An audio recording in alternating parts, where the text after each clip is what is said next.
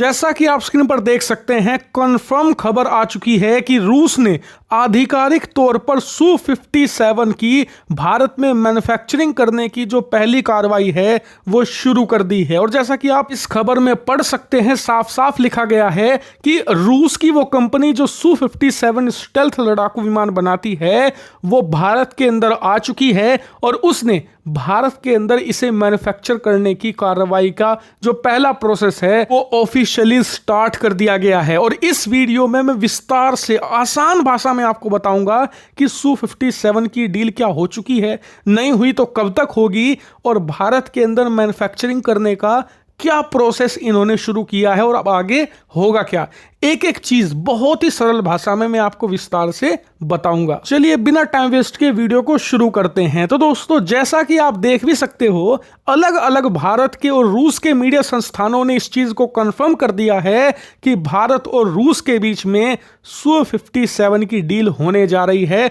और most probably इस साल के एंड में, यानी कि नवंबर दिसंबर में जब व्लादिमीर पुतिन भारत के दौरे पर आएंगे, तब ये डील कंक्लूड हो सकती है। लेकिन डील होने से कुछ महीने पहले ही आज हमें यह पता लग चुका है कि ये डील कैसी होगी, क्या क्या भारत को मिलेगा और कैसे Su-57 खरीदेगा भारत, ये सब कुछ बाहर आ चुका है। वो कैसे? दरअसल कल देर रात ही देश भर के मीडिया संस्थानों ने यह खबर ब्रेक कर दी थी कि रूसी सरकार और रूस की वो कंपनी जो Su-57 बनाती है उसके अधिकारी इस समय भारत में हैं और भारत के अंदर भी नासिक शहर के अंदर हैं, जहां पर वो एक प्रॉपर स्टडीज कर रहे हैं Su-57 की मैन्युफैक्चरिंग को लेकर। दरअसल Su-57 को दो कंपनी बनाती है, इसका डिजाइनर है सुखोई कॉर्पोरेशन और इसका मैन्युफैक्चरर है यूनाइटेड एयरक्राफ्ट कॉर्पोरेशन। दोनों रूस की सरकारी कंपनी है, दोनों मिलकर इसे बनाती हैं। अभी तक इसका निर्माण सिर्फ एक फैक्ट्री में होता है, वो है कोमसोलेंस्क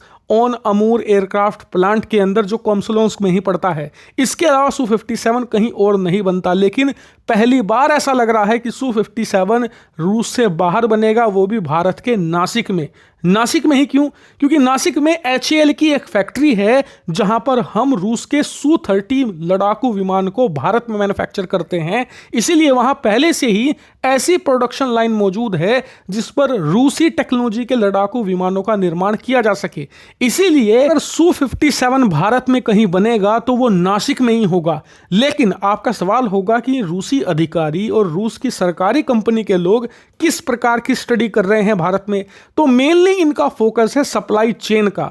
ये एक सुरक्षित सप्लाई चेन स्थापित करना चाहते हैं ताकि जब ये Su-57 के अहम पार्ट्स, चाहे इंजन हो, स्टेल्थ टेक्नोलॉजी हो, जब भारत को दें तो बीच में वो लीक ना हो, एंड टू एंड इंक्रिप्शन हो एक तरीके का, यानी कि रूस से निकले टेक्नोलॉजी सीधी भारत आए, बीच में कोई सबोटाज ना कर सके।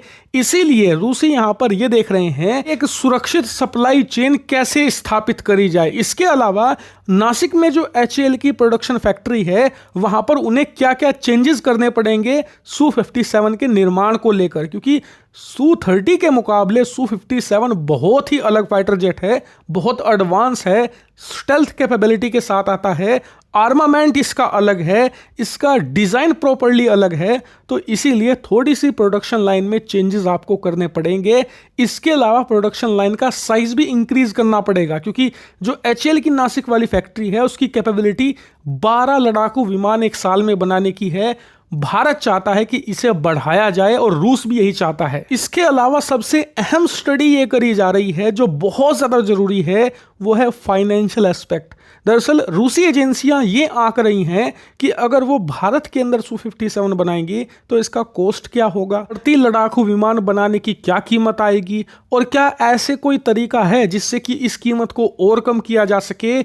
इस सब की स्टडीज करी जा रही हैं और बाद में ये रिपोर्ट भारत और रूस दोनों सरकारों को सौंप दी जाएगी, जिसके बाद फाइनल नेगोशिएशन होगी और फिर दिसंबर के अंदर डील साइन कर ली जाएगी, ये तय करके कि कितने लड़ाकू विमान खरीदे जाने हैं, कितने रूस से इंपोर्ट होकर आएंगे और कितने हम भारत के अंदर मैन्युफैक्चर करेंगे। फिलहाल मुझे जो डिफेंस इंडस्ट्री से सिग्नल मिल रहे हैं उसके अनुसार एक सेमी मैन्युफैक्चरिंग डील होगी भारत के साथ, मतलब 25 से 30% लड़ाकू विमान रूस से बनकर आएंगे सीधा और बाकी के 70% के करीब भारत में मैन्युफैक्चर किए जाएंगे। इससे दो फायदे होंगे, भारत को टेक्नोलॉजी भी मिल जाएगी स्टेल्थ की, मैन्युफैक्चरिंग भी भारत में होगी, और उससे भी अहम बात, शुरुआती 30% जो हम खरीदेंगे वो बहुत ही जल्दी बनेंगे रूस के अंदर, क्योंकि वहां ऑलरेडी फैक्ट्री सेटअप है। कुछ ही समय के अंदर भारत को डिलीवरी मिल जाएगी। इतना भारत 30% को मैनेज करेगा, उनसे अपना काम चलाएगा, बाकी तब तक धीरे धीरे 70% भारत में मैन्युफैक्चर होते रहेंगे। ताकि ये अनुपात कितना होगा वो हमें आने वाले समय में पता लगेगा। हो सकता है 50-50 का हो कि 50% रूस से आए, 50% भारत में बने। हो सकता है 90% भारत में बने, 10% रूस से आए। लेकिन यही कुछ ऐसा अनुपात देखने को मिलेगा 80 से 20 का।